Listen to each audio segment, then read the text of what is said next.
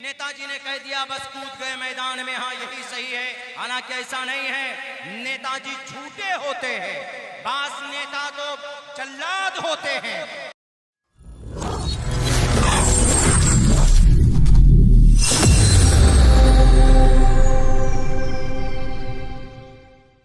और ऐसा बा तेरा केसर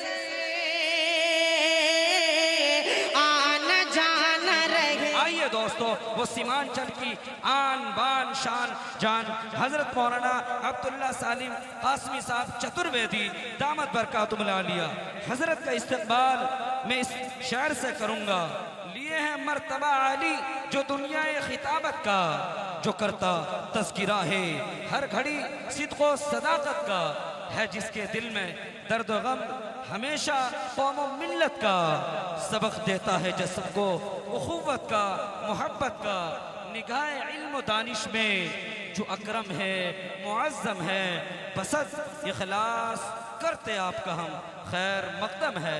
हज़रत से गुजारिश है कि अपने खिताब नायाब से हम तमाम को मुस्तफ़ीज़ फरमाए। अस्सलामु अलैकुम वरहमतुल्लाहि वबरकातुहू। इन्नल हम्दलिल्लाहि नहमदुहु व नस्तईनुहु व नस्तगफिरुहु व नु'मिनु बिही व नतवक्कलु अलैहि व नऊज़ु बिल्लाहि मिन शुरूरि अनफुसिना व मिन सय्यिआति अमालिना।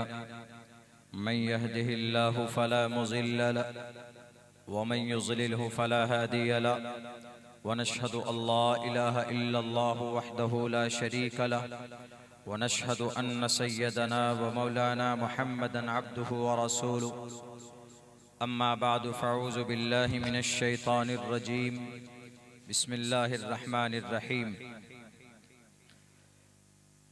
इन्न हाज़ल क़ुरआन यहदी लिल्लती हिय अक़वम व क़ाल अल्लाहु तबारक व तआला फ़िल क़ुरआनिल मजीद अलिफ लाम मीम ज़ालिकल किताबु ला रैब फ़ीहि हुदल लिल मुत्तक़ीन।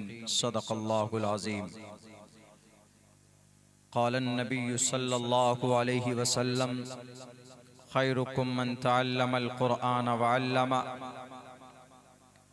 वक़ालन नबिय्यु सल्लल्लाहु अलैहि वसल्लम इन्नल्लाह यरफ़अु बिहाज़ल किताबि अक़वामा व यज़अु बिहिल आख़रीन औ कमा क़ालन नबिय्यु अलैहि सलातु वस्सलाम। All compliments, all physical prayer and all monetary worship are for Allah. Peace be upon you, O Prophet, and Allah's mercy and blessings. Peace be upon us and righteous slaves of Allah subhanahu wa ta'ala. I bear witness that no one is worthy except of Allah subhanahu wa ta'ala. In the name of Allah, the most gracious, the most merciful.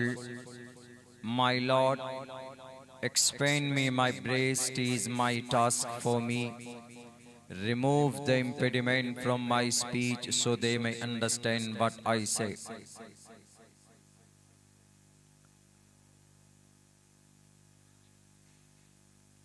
अष्टो गुणः पुरुषं दीपयन्ति प्रज्ञा च कोलं चिदं श्रुतं च प्राकर्मस्य बहुभाषिता च। दानं यथा शक्ति कृतज्ञता च।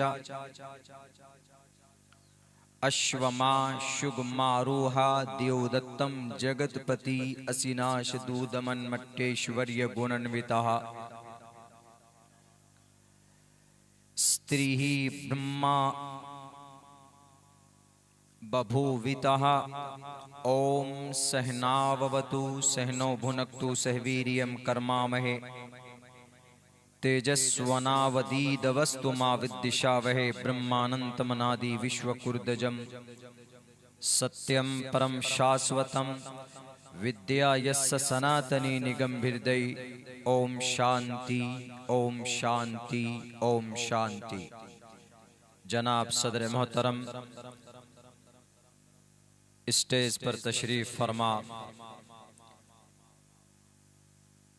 मुअज़्ज़ज़ शख्सियात, मोतबर हज़रात उलमाए किराम और इस मदरसे की छत के नीचे जमा होने वाले हमारे गय्यूर मुसलमानों, नौजवान साथियों,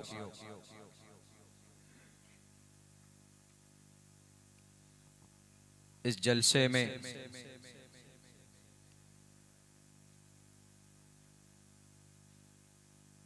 मेरी हाज़िरी हुई है बहैसियत मुक़र्रिर। आप लोगों का हुस्न ज़न है, हज़रत मोहतमिम साहब का हुस्न ज़न कि बहैसियत मुक़र्रिर मुझ जैसे तालिब इल्म को उन्होंने यहाँ पे आने की दावत दी। मैं दिल की गहराई से शुक्रिया अदा करता हूँ हज़रत का, उनकी पूरी टीम का। We thank from the bottom of our heart. मैं कोई बड़ा मुक़र्रिर नहीं हूँ, बहुत सारे अलक़ाब मेरे नाम के साथ इश्तिहार में लिखे गए। मुझसे भी बेहतर और उम्दा शख्सियात, मोतबर और मुस्तनद हज़रात उलमाए किराम इस स्टेज पर मौजूद हैं। इन अकाबिर की मौजूदगी में अपनी ज़ुबान की इस्लाह की गर्ज से कुछ देर कुरान और सुन्नत की रोशनी में बात करना चाहता हूँ। मेरे नाम के साथ एक लफ्ज़, कुछ अल्फाज जोड़कर चतुर्वेदी का लगाया जाता है।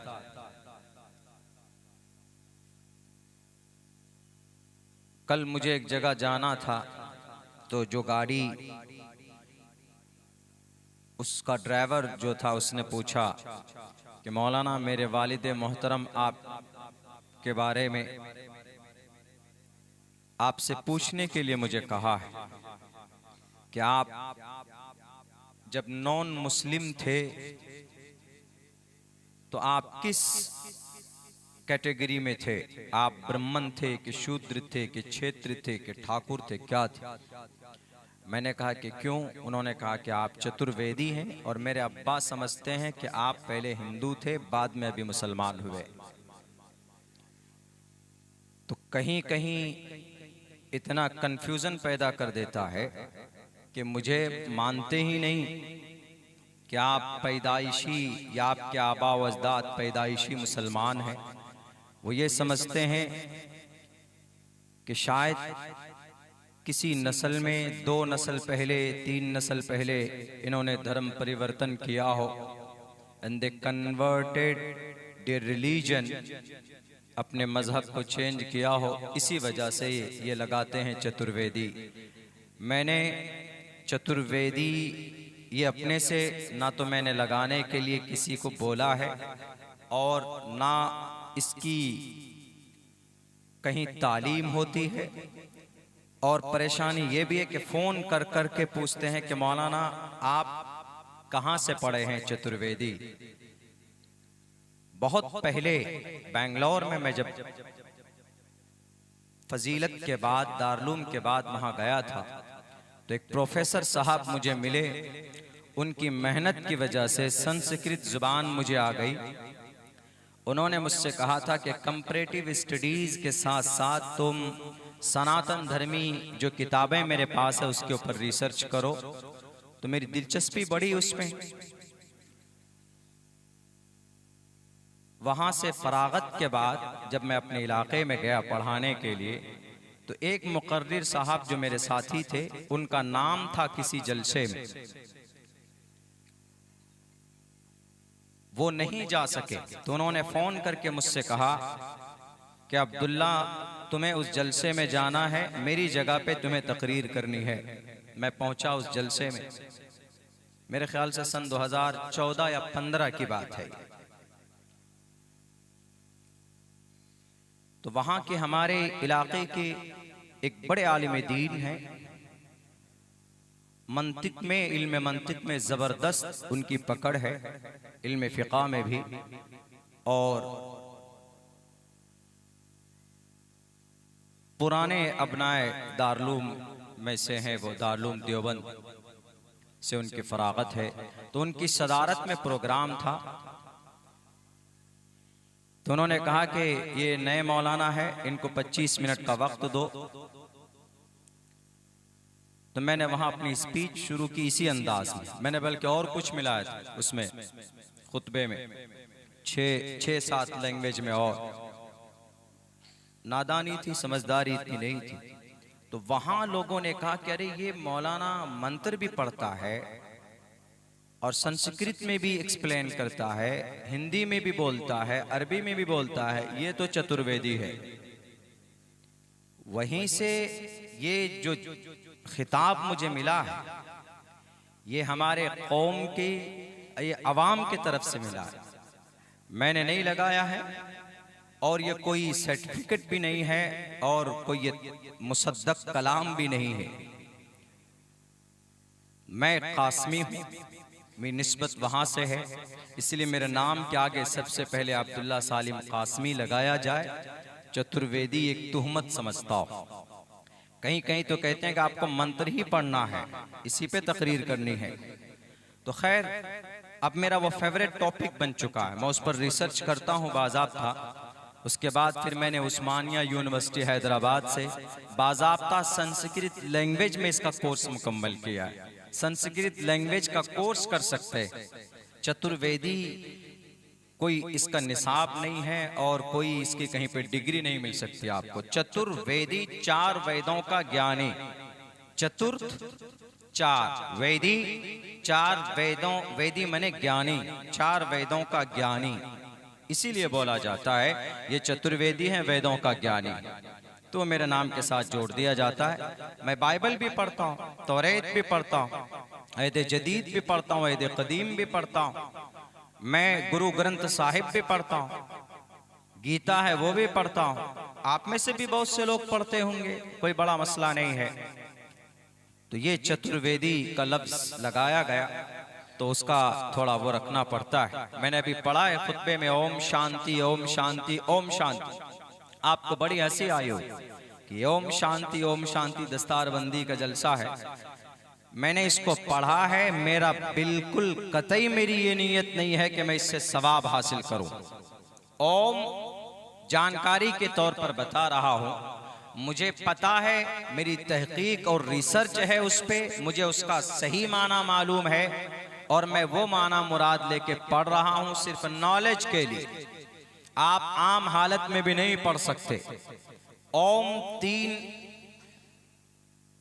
बड़े खुदा ईश्वर को मुखफ़फ़ करके, शॉर्ट करके नाम बनाया गया। आकार, मकार, सकार।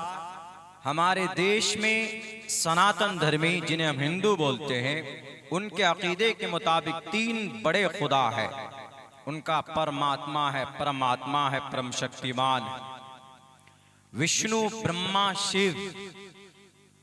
विष्णु ब्रह्मा शिव को शॉर्ट करके ओम बनाया गया ताकि ओम नाम लें तो ये तीनों शक्ति और तीनों का नाम आ जाए। और विष्णु ब्रह्मा शिव को अगर आप, if you want to translate into the Arabic language, अगर आप इन तीनों नामों को अरबी में लेकर जाएंगे तो इसका मीनिंग और मतलब वो निकल कर आएगा कि आप तसव्वुर नहीं कर सकते। ब्रह्मा ले लीजिए। ब्रह्मा हिंदू भाइयों में उनका अकीदा है कि जो दुनिया की चीजें पैदा करने वाली जात है उसका नाम ब्रह्मा है। ब्रह्मा पैदा करने वाला खुदा। अब ब्रह्मा का एग्जैक्ट मीनिंग क्या है?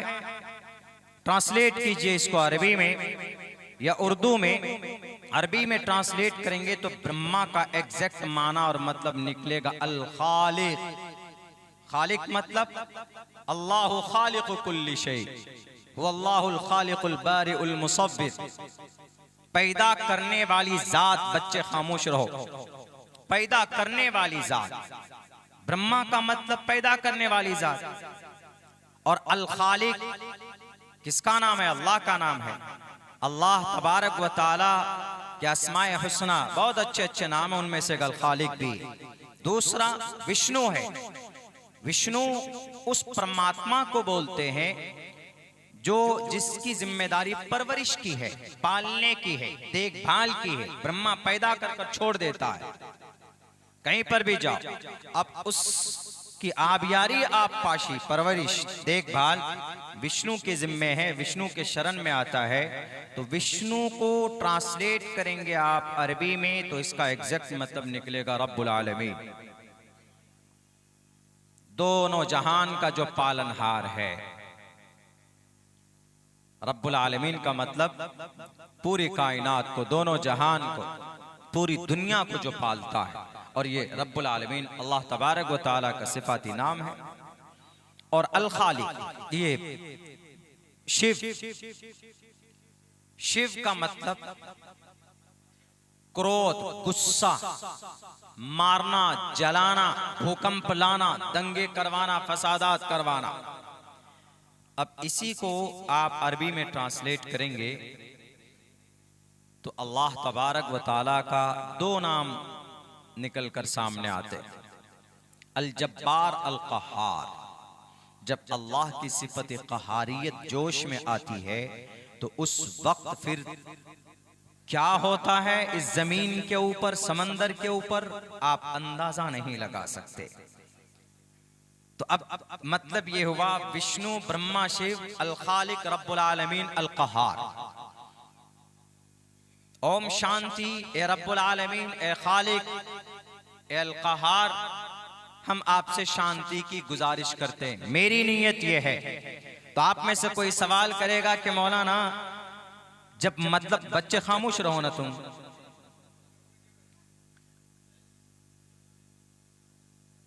बाबू चुप रहो, खामोश हो जाओ जरा, थोड़ी देर के लिए बैठा हूं।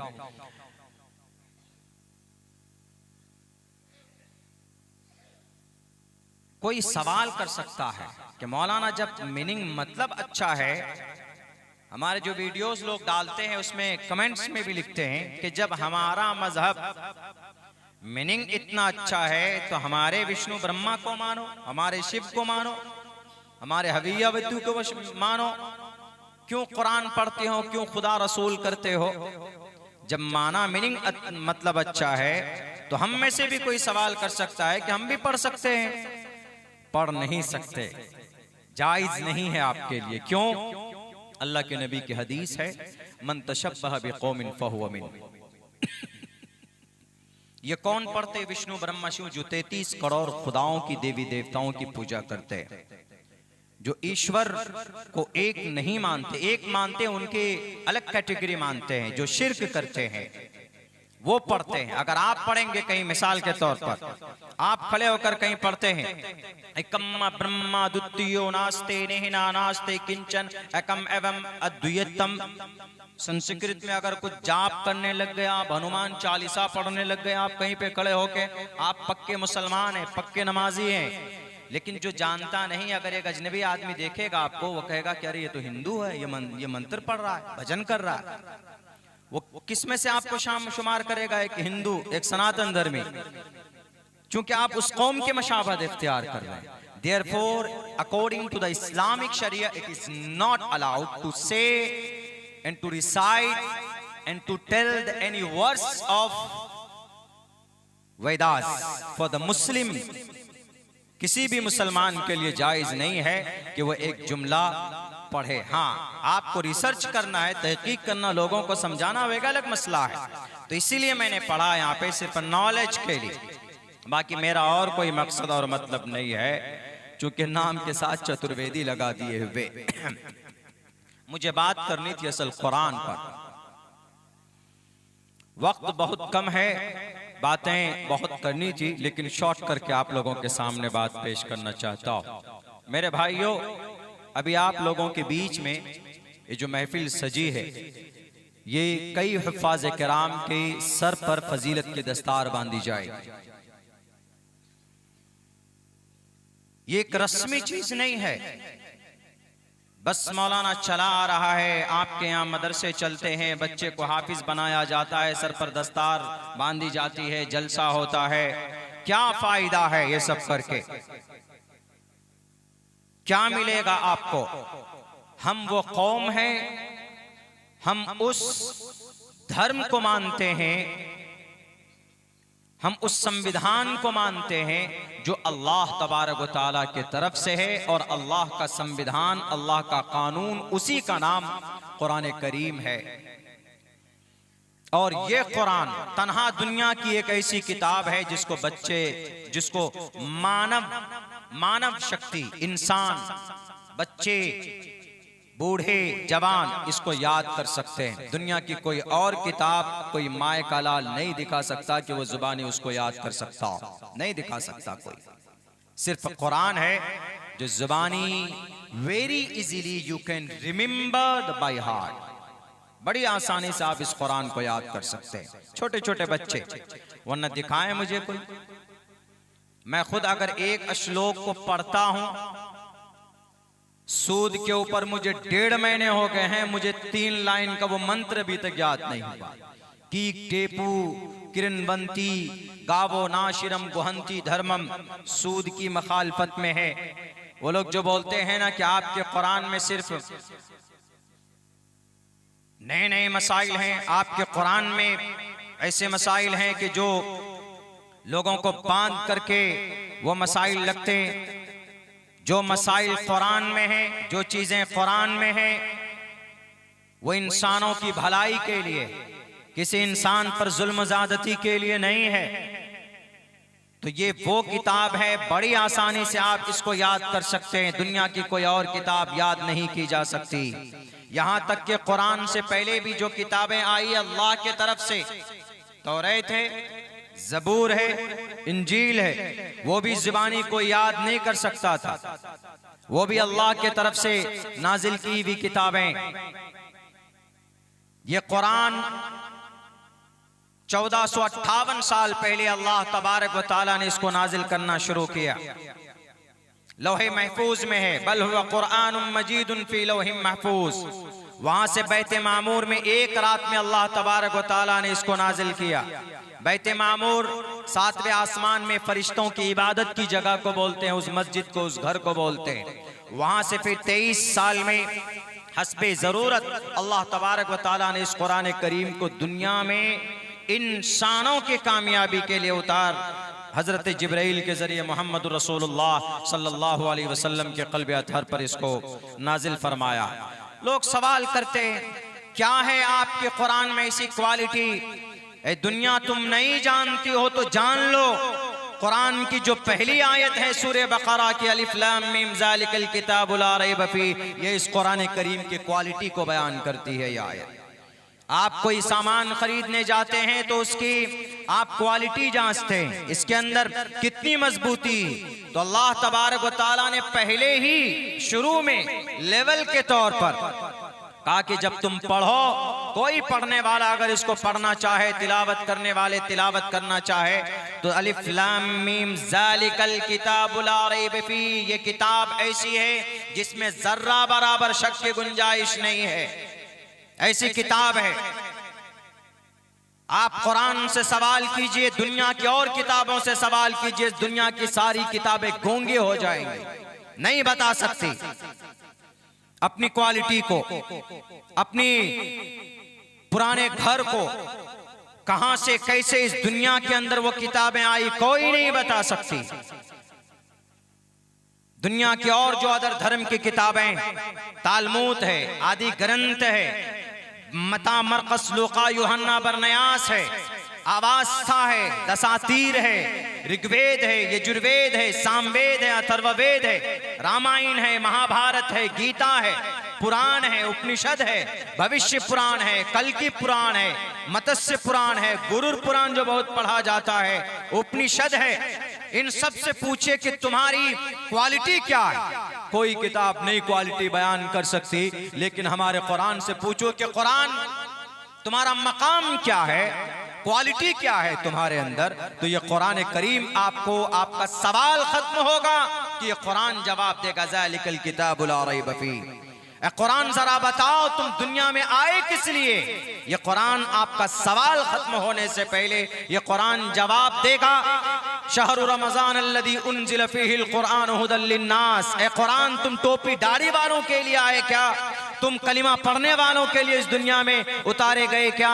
ये कुरान कहेगा कि नहीं। कुरान साफ लफ्जों में कहता है हुदल लिन्नास, मैं इंसानों की हिदायत के लिए इस जमीन पर अल्लाह तबारक व तआला ने मुझे उतारा।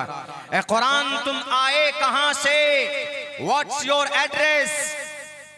क्या है तुम्हारा मकाम? कहां से आए? दुनिया की कोई किताब नहीं बता सकती, लेकिन कुरान बताता है व इन्नहु लतंज़ीलु रब्बिल आलमीन, मैं रब्बे जुल जलाल का कलाम हो। ए कुरान तुम दुनिया में कैसे आए? नज़ल बिहिर रूहुल अमीन, जिब्राइल अमीन के जरिए से आया।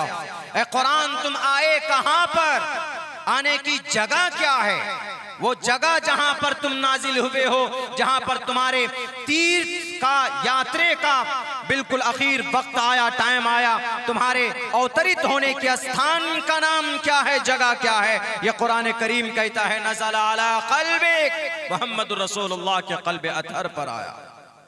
बताए दुनिया के अंदर कोई किताब? मैंने पढ़ा है, मेरी किताब में आप चेक कर सकते हैं। ऋग्वेद, अवास्था, दसातीर, तालमुद, आदि ग्रंथ, गुरु ग्रंथ, उपनिषद, यहाँ तक कि 18 पुराण, यहाँ तक के 3 गीता जो 3 एडिशन है, रामचरितमानस, वाल्मीकि रामायण, सारी किताबें मेरे पास मौजूद है।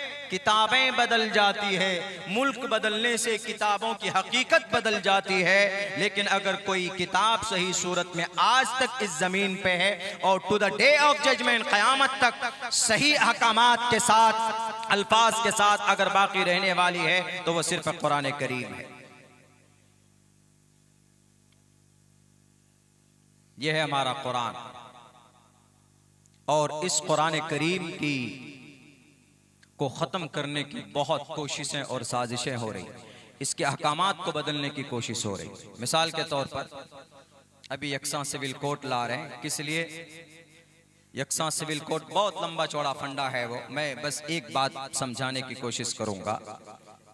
उनमें से 15 मसाइल मुसलमानों के ऐसे हैं जो पर्सनल है, पर्सनल लॉ है, और पर्सनल लॉ पर, पर्सनल मसाइल पर अमल करने की आज़ादी भारत का संविधान हमें देता है। आर्टिकल नंबर 25 आप सबको भी मालूम होना चाहिए, freedom of conscience and free profession and practice propagation of the religion, हर किसी को। लेकिन वो ला रहे हैं, उनमें से किसी और पर्सनल कानून को नहीं छेड़ा गया, सिर्फ मुसलमानों के 15 मसाइल ऐसे हैं जो यकसा सिविल कोड के जरिए बदलने की कोशिश की गई। क्यों जी? ये जुल्म है। क्या है वो? फनकिहू मा ताब लकुम मिनन निसाई मसना व सुलासा व रुबा।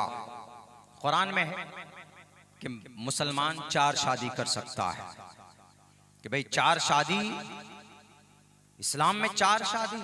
यकसा सिविल कोड लाओ, ड्राफ्ट तैयार है, जिस दिन वो इम्प्लीमेंट पूरे भारत में हो जाए तो उसके बाद कोई डबल शादी नहीं कर सकता, भले ही आपके कुरान में हो, अहादीस में हो, कहीं पर भी हो, आप नहीं कर सकते। वो ये समझते हैं कि 4 शादी करना इस्लाम में जरूरी है, हालांकि 4 शादी इस्लाम में जरूरी है? बिल्कुल नहीं है। शादी कभी जरूरी होती है, कभी कभी शादी जरूरी नहीं है, सुन्नत है, उसके कई सारे प्रोसेस है। 4 शादी एक ऑप्शन है। मिसाल के तौर पर अगर किसी की बीवी कमजोर है, अगर किसी की बीवी बीमार हो जाए, मुहलिक बीमारी लाहिक हो जाए, तो वो क्या करेगा बेचारा? वो अपनी बीवी से अपनी जरूरत पूरी नहीं कर सकता, तो क्या करेगा? तो अकॉर्डिंग टू द इस्लामिक शरिया फनकिहू मा ताब लकुम मिनन निसाई मसना, वो दूसरी शादी कर सकता है, एक ऑप्शन है गुनाह से बचने के लिए। और भी बहुत सारी बातें। औलाद नहीं है पहली बीवी से, संतान चाहिए तो क्या करेंगे? अडॉप्ट नहीं कर सकते, बहुत लंबे चौड़े प्रोसेस है, पैसे खर्च होते हैं।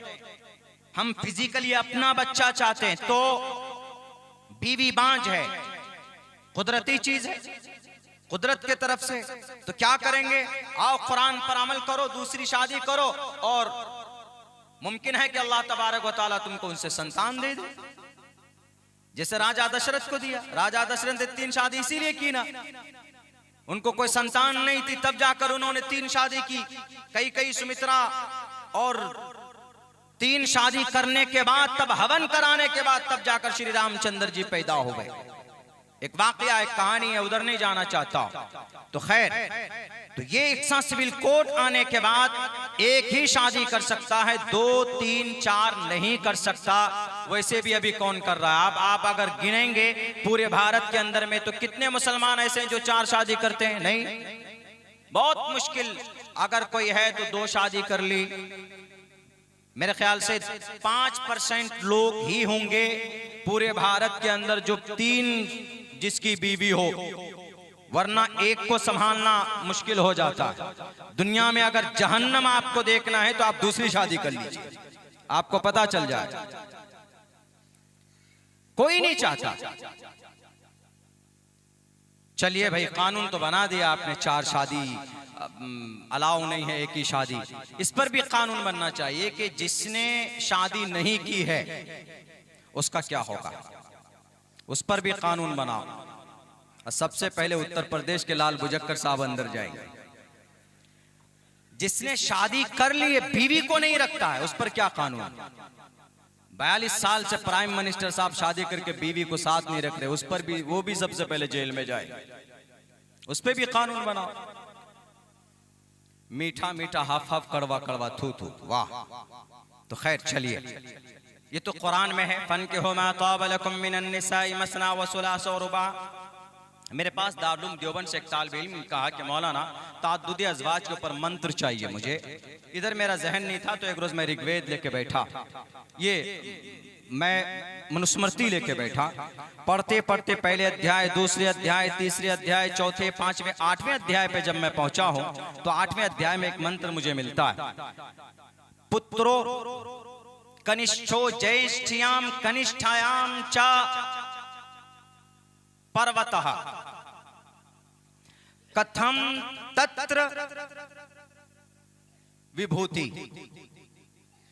मनुस्मृति बहुत संविधान है किनके, हमारे हिंदुस्तान के अंदर जो हिंदुत्व को जो मानते हैं, कानून की किताब उनकी फिक़ा की किताब समझिए। जैसे हमारे यहाँ फिक़ा है, कानून है, शरीयत इस्लामी उनके हैं इस किताब को। इसमें लिखा है ताद्दुद अज़वाज, अगर बड़ी बीवी से कोई छोटा लड़का हो और छोटी बीवी से बड़ा लड़का हो, देख लीजिए ताद्दुद अज़वाज वेदात में मौजूद है। इसीलिए कुरान करीम पर एतराज करने वाले, कुरान करीम के अहकामात पर कमी निकालने वाले, अपने गिरबान में झांक कर देखो, मौजूद है वहां पर ताद्दुद अज़वाज। बड़ी बीवी की छोटा लड़का और छोटी बीवी का बड़ा लड़का कैसे विरासत के माल को तकसीम करेंगे, तो यहाँ पर 2 बीवी का तज़किरा है। बड़ी बीवी से छोटा लड़का है और छोटी बीवी से बड़ा लड़का है, और दोनों बीवी हयात से जिंदा है। मनुस्मृति के अंदर ताद्दुद अज़वाज बदलना है तो हमारे कुरान को नहीं, बदलना है तो मनुस्मृति के 9वें अध्याय के उन श्लोक को बदल दो जो मैंने पढ़ा है आपके सामने। खामखा कुरान में ये चीज गलत है। कुरान करीम के अंदर तो अगर कोई जिना करता है तो उस जानी को कहा गया है कि 100 कोरे बरसाओ। कुरान में वजाहत के साथ ये बेजमीर लोग अपने ईमान को अपने डुप्लीकेट खुदाओं के सामने बेचने वाले, ये मीडिया वाले, ये ज्यादा उछलते हैं कि देखिए कुरान में जिना के कैदी को, जिना के जो मुजरिम होते हैं, जो जानी होता है, उसके लिए कहा गया है अज़्ज़ानियतु वज़्ज़ानी फज्लिदू कुल्ल वाहिदिन मिनहुमा मिअत जल्दा वला तअख़ुज़ुकुम बिहिमा रअफ़तुन फ़ी दीनिल्लाह इन कुंतुम तुअमिनून बिल्लाहि वल यौमिल आखिर वलयशहद अज़ाबहुमा ताइफ़तुम मिनल मुअमिनीन। आपके कुरान में है अगर कोई जिना करता है उसको 100 कोड़े बरसाए जाएं। बिल्कुल कुरान ने सही कहा। पूछो लाल कृष्ण आडवाणी जी से, उनसे सवाल किया गया अगर कोई समाज की बेटी की इज्जत लूटता है, अगर कोई समाज की किसी बहू के इज्जत पर हाथ डालता है, रेप करता है, जिना करता है, उनको कौन सी सजा मिलनी चाहिए? भारत के संविधान के मुताबिक बताइए या अपने ग्रंथ के मुताबिक बताइए। उन्होंने कहा कि हमारे ग्रंथ में कोई कानून नहीं। रही बात मेरी नजर में वो कहते लाल कृष्ण आडवाणी जी, सबको पता है भारत के अंदर उनकी हिस्ट्री क्या है। वो लाल कृष्ण आडवाणी जी कहते कि मैं रेपिस्ट के बारे में अपना नजरिया ये साफ कर देना चाहता हूं कि उसको सजाए मौत मिलनी चाहिए, शुड बी दैट पेनल्टी, उसको सजाए मौत मिलनी चाहिए। वो सही कहता है और कुरान भी वही कहता है कि अगर कोई जिना करने वाला लड़का कुमारा या औरत वो लड़की कुमारी, उसको लोगों के सामने खड़े करके 100 कोरे बरसाए जाएं, लोगों के सामने बंद कमरे में नहीं, ताकि कोई और दूसरे किसी की हिम्मत ना हो किसी समाज की बेटी के ऊपर हाथ डालने के लिए। अगर कुरान के इस हुक्म पर अमल होता तो 1973 के अंदर के वाकये को पढ़िए कि मुंबई के अंदर सबसे खतरनाक तरीके पर उन एक बच्ची का रेप होता है। आज तक उनको इंसाफ नहीं मिला क्योंकि कोई ढंग का कानून नहीं था। उठाइए, तारीख गवाह है, हमारे भारत के अंदर 2 बड़े मुजरिम, अक्कू यादव सन 2004 तक उन्होंने 40 बच्चियों की उनकी इज्जत व आबरू को लूटता है, रेप करता है और सांड की तरह घूमता है, उसको कोई सजा नहीं दी जाती। और सन 2017 में एक सुनील रस्तोगी, एक क्रिमिनल था, एक रेपिस्ट था, 60 बच्चियों का रेप करने वाला, 60 औरतों की जिंदगी को उजाड़ने वाला, कोई मजबूत स्ट्रॉन्ग कोई कानून न होने की वजह से उन बच्चियों की जिंदगी को तबाह बर्बाद करके ऐश के साथ घूमता। अगर कुरान के इस हुक्म पर अमल होता कि ज़ानियतु वज़्ज़ानी फजलिदू कुल्ल वाहिद मिनहुमा, पकड़ कर लोगों के सामने उनको 100 कोड़े चमड़े के कोड़ों से उनके पीठ को दागा जाए। और यही नहीं, अगर जिना से बचना है, जिना से अपने आप की हिफाजत करनी है, तो कुरान वो भी कहता है जिना बाद में है, पहले कुरान बचाता है। या अय्युहन नबिय्यु कुल लिअज़वाजिक व बनातिक व निसाइल मुमिनीन युदनीन अलैहिन्न मिन जलाबिबिहिन। दुनिया वालों, लाओ ऐसी किताब जिसमें इंसान को पहले बचाने की पूरी कोशिश की जा रही हो, लेकिन जब ना मानने की सूरत में तब ये ऑर्डर देता है उसके हाथ काट दिए जाएं। पहले ज़कात दो, गरीबों तक ज़कात पहुंचे, तब वो गरीब अगर चोरी करता है तो हाथ काट दिया जाए। पहले पर्दे में समाज के बेटे और बेटियां रहे, तब अगर पर्दे में ना रहे वो, तब अगर कोई जिना करता है तो उसको 100 कोड़े लगाओ। और मुस्तनद और मातमद हदीस मुबारक के अंदर है कि अगर लड़का और लड़की दोनों शादीशुदा है या 2 में से कोई एक शादीशुदा है, जो शादीशुदा है अगर वो जिना करता है तो कमर तक जमीन में धंसाकर उनके ऊपर रजम किया जाए, संगसार उनको किया जाए, पत्थर मार मार कर लोगों के सामने उनको हलाक किया जाए। और ये मंजर वलियशद अज़ाबहुमा ताइफतुम मिनल मुमिनीन, मुसलमानों की एक जमात लोग उनके सामने हो ताकि इबरत हो, पूरे समाज में बात फैलनी चाहिए कि अगर कोई जिना करता है तो उसकी सजा क्या होती।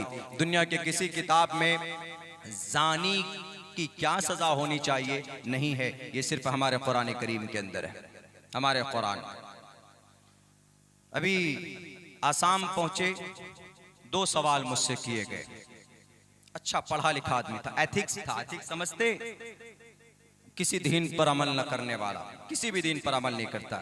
उन्होंने कहा कि मौलाना 2 सवाल आपसे करता हूं। एक सवाल तो ये, आज इस नए जदीद दौर में आप लोग अगर कुरान और हदीस को छोड़ दें तो बहुत आगे बढ़ जाएंगे। हमने कहा अच्छा ठीक है। और दूसरा सवाल, उन्होंने कहा दूसरा सवाल औरतों की तरफ से है। बोला मर्द को जन्नत में अल्लाह तबारक व तआला इनाम के तौर पर 72 या 70 हुरें अता उनको हुरें दी जाएंगी वहां पे मर्द को, तो उसकी बीवी को क्या मिलेगा? हुर तो मर्द के लिए है, लेकिन बेचारी बीवी भी जन्नती है, तो बीवी को क्या? ये तो नाइंसाफी है। बहुत सवाल चलता है, इत्तेफाक से मेरे पास भी आ गया। तो मैंने उनको कहा, जब एथिक्स था तो मैंने उनको नबी पाक अलैहिस्सलाम के बारे में बताया। मैंने कहा कि जनाब मोहम्मद रसूलुल्लाह सल्लल्लाहु अलैहि वसल्लम के बारे में आपका ये कहना है कि भाई आज के ज़माने में तरक्की करना है तो आगे चलो। हमने कहा कि अरे किनको तुम तरक्की बोलते हो जी? टेक्नोलॉजी में दुनिया आगे, कुछ मशीनें आ गई तो तुम इसको टेक्नोलॉजी बोलते हो। हमने कहा कि जो जो हमारे नबी बता कर गए अगर उस पर अमल कर लो तो तुम्हारी टेक्नोलॉजी भी नहीं वो चीजें बता सकती जो हमारे नबी की सुन्नत से निकलती है जो चीजें। उन्होंने कहा कैसे मौलाना? हमने कहा कि दिस इज माई कैप, ये मेरी टोपी है। बोला why do use every time, क्यों हमेशा आप लोग टोपी पहनते जैसे सब टोपी पहने? इसका फायदा मालूम है आपको? हम सब इतना जानते हैं कि टोपी नबी पाक अलैहिस्सलाम की सुन्नत है, इतना जानते हैं, लेकिन इतना भी जान लीजिए कि नबी का, हमारे नबी का कोई अमल और अल्लाह का कोई भी हुक्म हिकमत से खाली नहीं है। कोई ना कोई हिकमत है उसमें। जैसे ये टोपी, इसकी हिकमत क्या मैं बताता हूँ दुनियावी एतबार से। मैंने कहा कि अगर मैं ये बताऊंगा कि हमारे नबी की सुन्नत है और एक सुन्नत पर कोई अमल करता है तो 100 शहीदों का सवाब मिलता है। मन अहया सुन्नती इंद फसादी उम्मती फलहु अज्रु मियति शहीद ओ कमा क़ाल नबी अलैहिस्सलातु वस्सलाम। जो फसाद उम्मत के वक्त अगर एक सुन्नत पर अमल करता है 100 शहीदों का सवाब मिलता है। अल्लाह के नबी की हदीस है। अगर मैं कहता तो वो एथिक्स्ट है, वो तो है ही, वो कुछ मानता ही नहीं, वो फॉलो नहीं करता ना कुरान ना हदीस, इसीलिए तो एतराज लेकर आया। तो मैंने उनको ये नहीं बताया, मैंने कहा कि भैया ऐसा है कि इसका बड़ा फायदा है टोपी का। बोला क्या फायदा बताइए? सर पे है, बाल के ऊपर है, गर्मी लगती है, आदमी चक्कर खाकर गिर जाएगा। हमने कहा कि नहीं। हमने कहा एक बात बताओ, एक मुहलिक बीमारी है, आदमी को अगर लू लग जाए गर्मी में, लू उत्तर प्रदेश में गर्मी भी बहुत होती है और ठंड भी बहुत होती है। मैं परसों रात ही जैसे दिल्ली एयरपोर्ट पे उतरा हूं तब से मैं अभी तक तो ठंड का सामना कर रहा हूं। मैं कुछ लेके आया नहीं।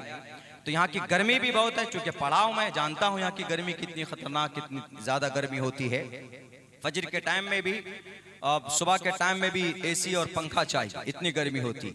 तो गर्मी, अगर धूप हो, चिलचिलाती हुई धूप हो और लू बहुत तेज हो, अगर आदमी को लू लग जाए तो वो इंसान बच नहीं सकता, मौत हो जाती अगर सख्त ज्यादा शिद्दत के साथ लग जाए।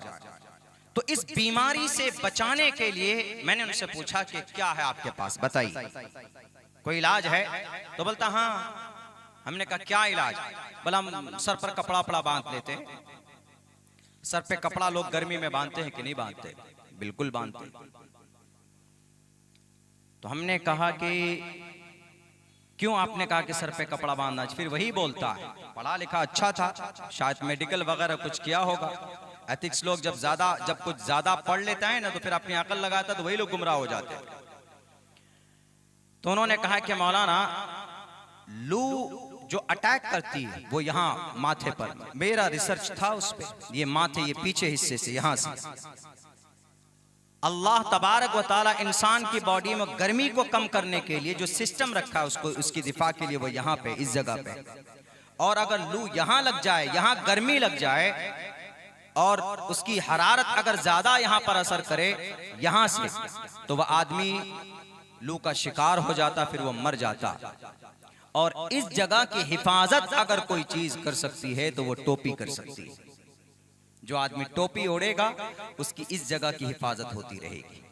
हमने कहा कि देखो बेटे, ये है हिकमत।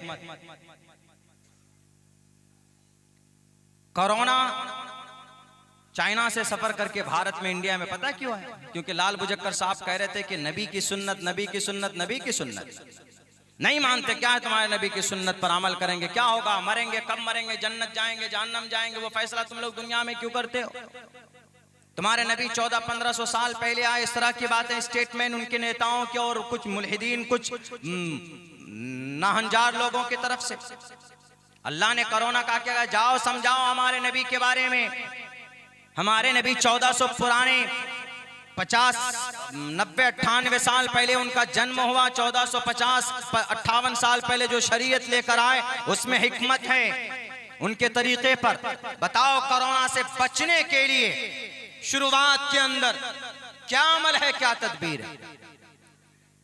पूरी दुनिया के डॉक्टरों ने कहा कि अगर कोरोना से बचना है तो पहले नंबर पर हाथ धो।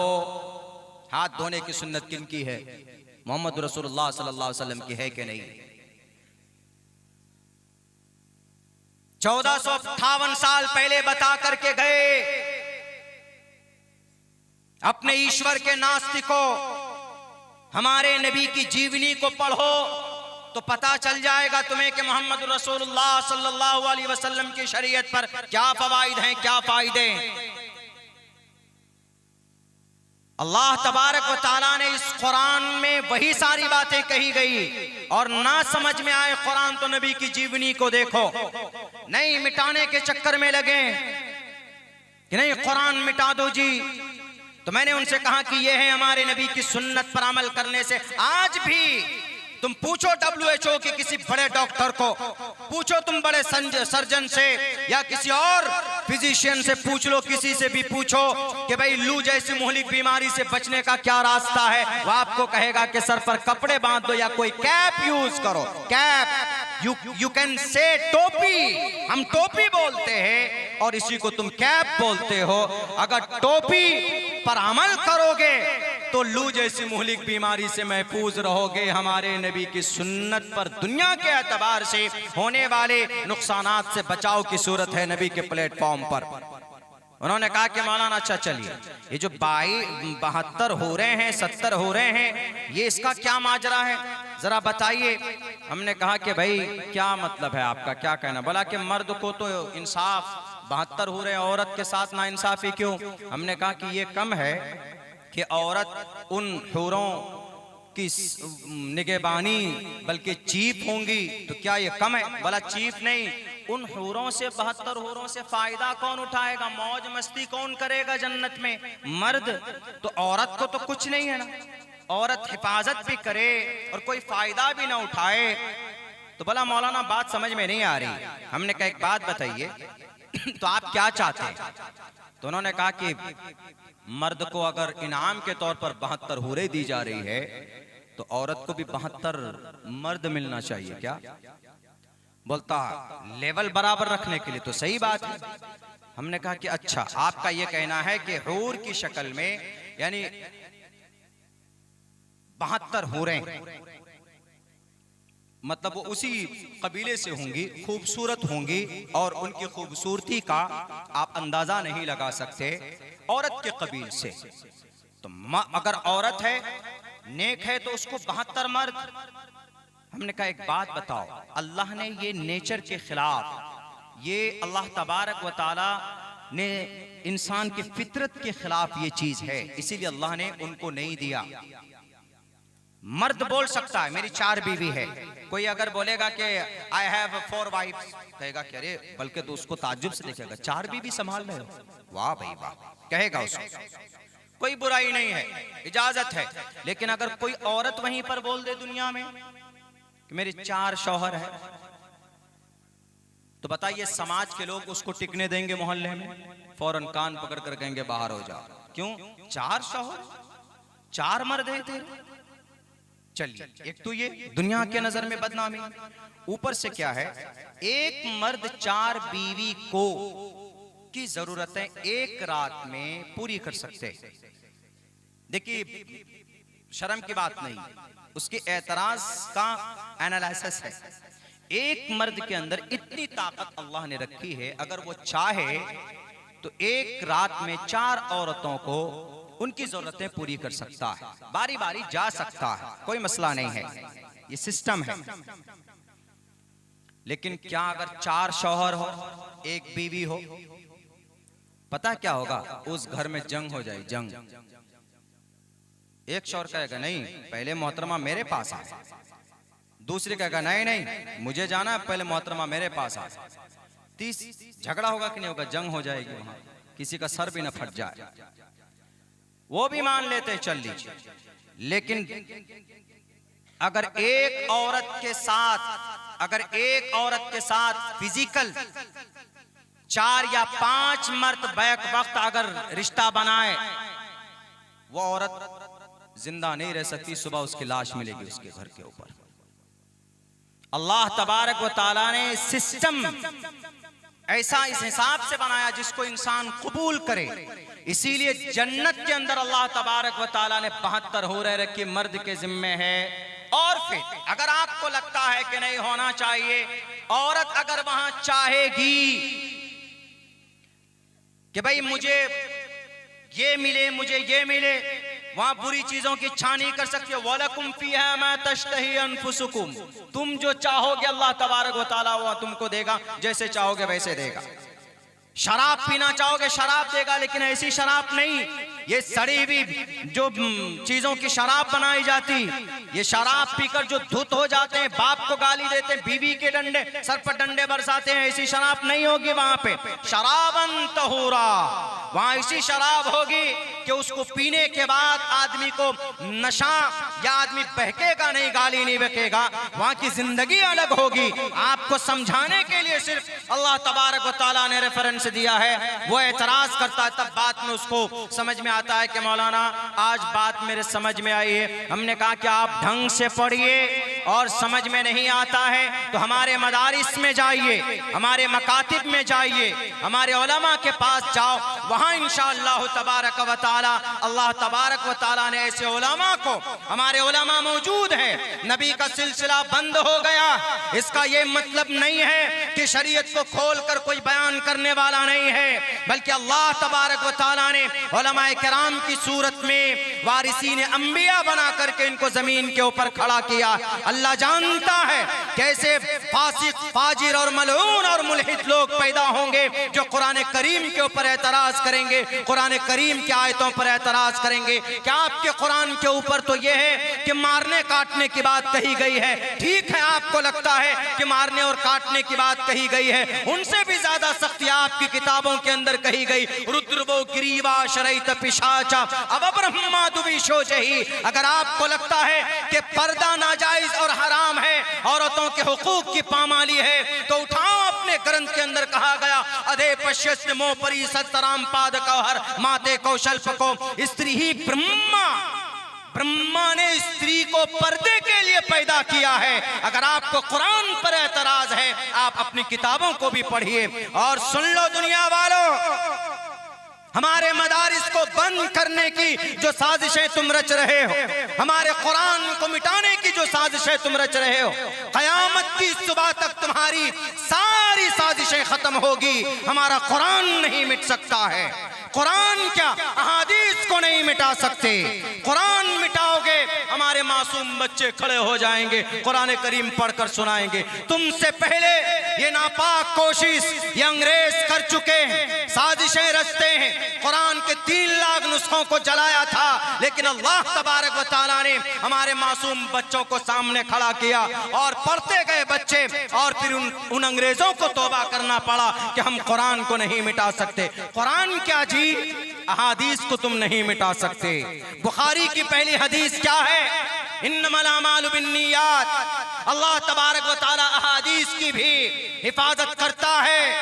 हम जैसे तालिब इल्म से, हमारे बड़े तो दूर की बात है, हमें एक एक सनद याद है, एक एक वास्ता याद है। उठाओ बुखारी शरीफ की हदीस, इन्नमल अमालु बिन्नियात। हमने ये हदीस, मैंने 31 वास्तों के साथ 31 सिलसिले में हमने नबी पाक अलैहिस्सलातु वस्सलाम से हदीस पढ़ी। दारुल देवबंद के शेख, इन्नमल अमालु बिन्नियात, ये हदीस बुखारी की सबसे पहली हदीस है। कुरान के बाद सबसे मुस्तनद किताब, सबसे मोतमद किताब अगर हदीस की कोई है तो बुखारी शरीफ, फिर मुस्लिम है, फिर सहाय सित्ता के अंदर सारी किताबें आती है, लेकिन नंबर 1 पर बुखारी। तुम हदीस को भी नहीं मिटा सकते।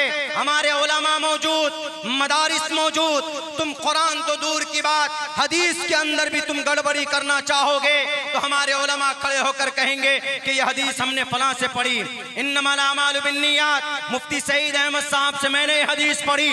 उन्होंने मौलाना फखरुद्दीन अल्लामा इब्राहिम बलियावी से, उन्होंने यह हदीस शेखुल इस्लाम से, मौलाना हुसैन अहमद मदनी से, उन्होंने यह हदीस अल्लामा अनवर शाह कश्मीरी से, उन्होंने यह हदीस शेखुल हिंद से, और उन्होंने यह हदीस हुज्जतुल इस्लाम मौलाना कासिम नानोतवी से, उन्होंने यह हदीस अब्दुल गनी मुजद्दिदी से, उन्होंने यह हदीस शाह मोहम्मद इसहाक से, उन्होंने यह हदीस सिराजुल हिंद शाह अब्दुल अजीज मुहद्दिस देहलवी से, उन्होंने यह हदीस अपने अब्बा मोहतरम मुस्नदुल हिंद शाह वलीउल्लाह मुहद्दिस देहलवी से हदीस पढ़ी। उन्होंने यह हदीस शेख अबू ताहिर कुर्दी से, उन्होंने इब्राहिम कोरानी कुर्दी से, उन्होंने कुशासी से, उन्होंने शिन्नावी से, उन्होंने अल्लामा रमली से, उन्होंने ज़करिया अंसारी से, उन्होंने हाफिज इब्न हजर अस्क़लानी से, और उन्होंने तन्नोखी से, उन्होंने हज्जार इब्न सोहना से, उन्होंने ज़बीदी से, उन्होंने अबुल वक्त से, उन्होंने दाऊदी से,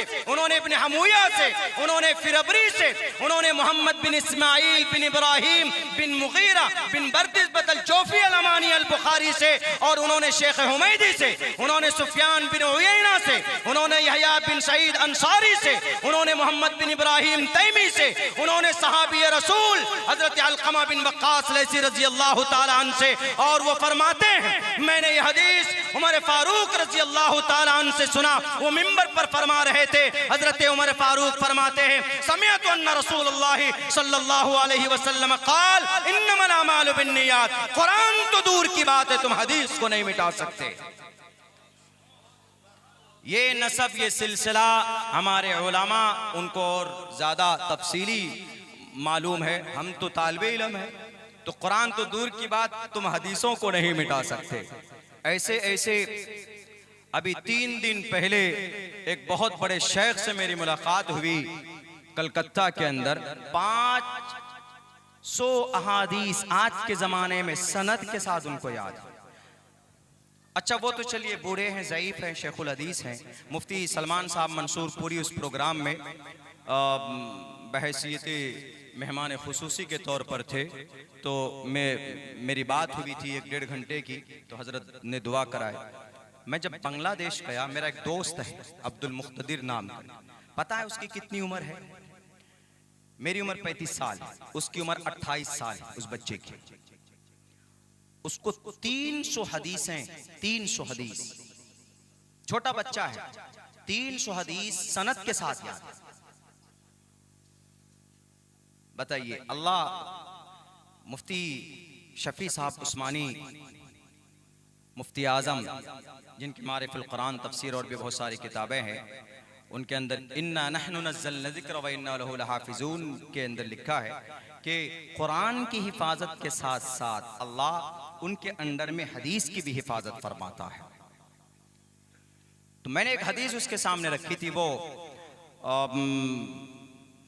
अल कबाइर अल इशराक बिल्लाह व हुकूकुल वालिदैन व क़त्लुन नफ्स व शहादतुज़ ज़ूर। उन्होंने 5 सनद के साथ वो हदीस हमारे सामने पेश की। उस बच्चे ने, बच्चा है, छोटा है, शाफिउल मसलक है वो।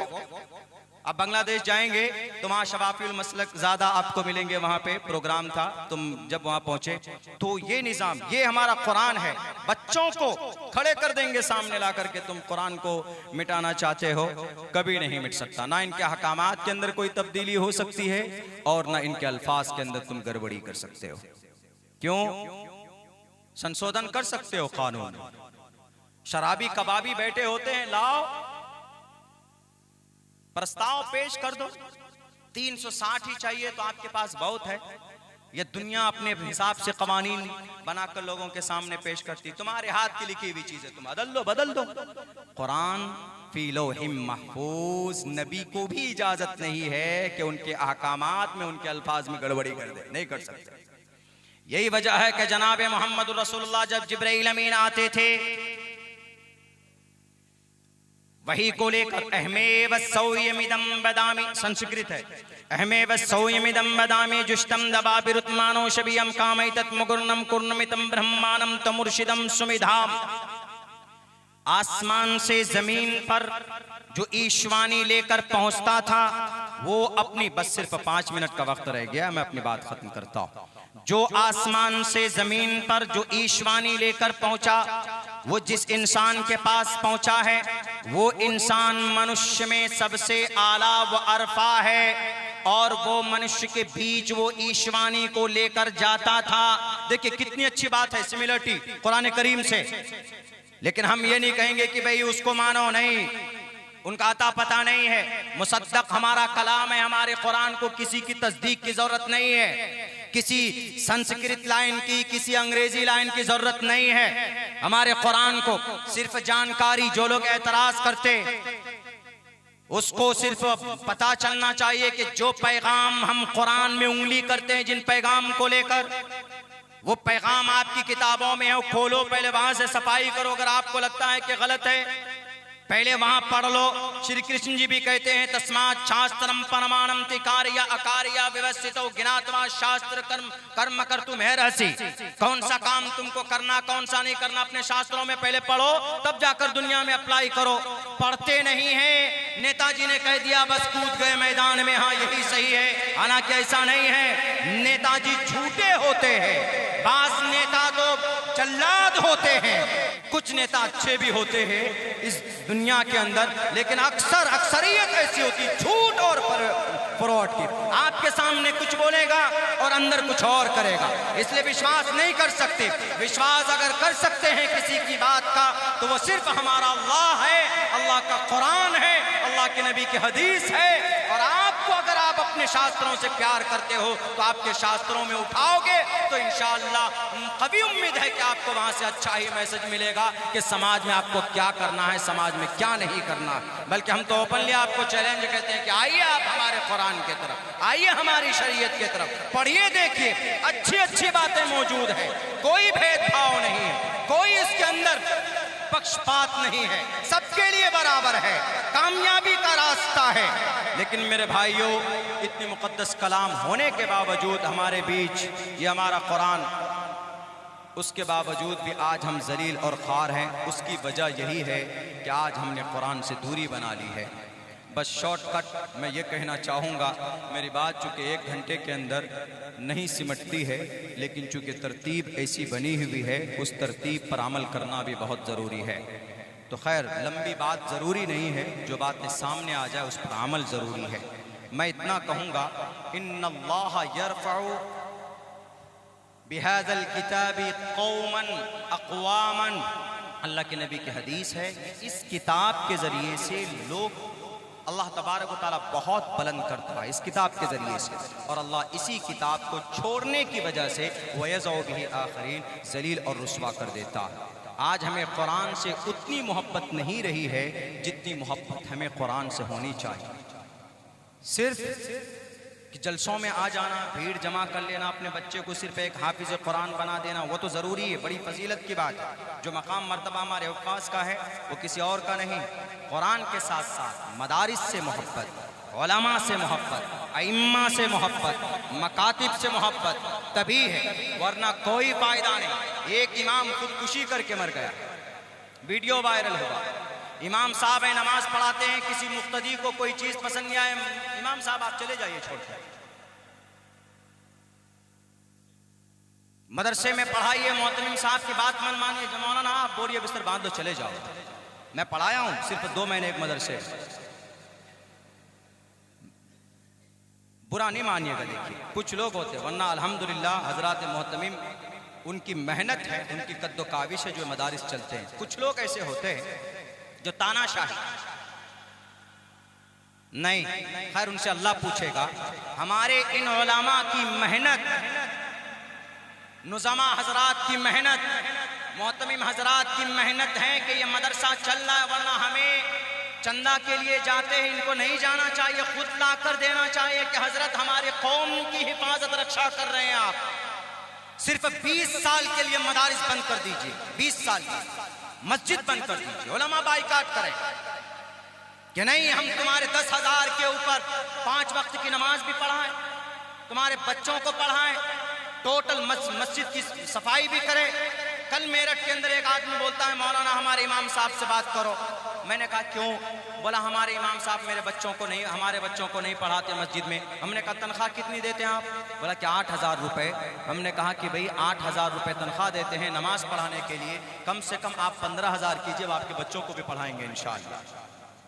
हमारी नमाज को पूरी जिम्मेदारी के साथ एक इमाम आसमान पर लेकर जाता है, हमारा और आपका क्या। इसीलिए एहतराम जरूरी है।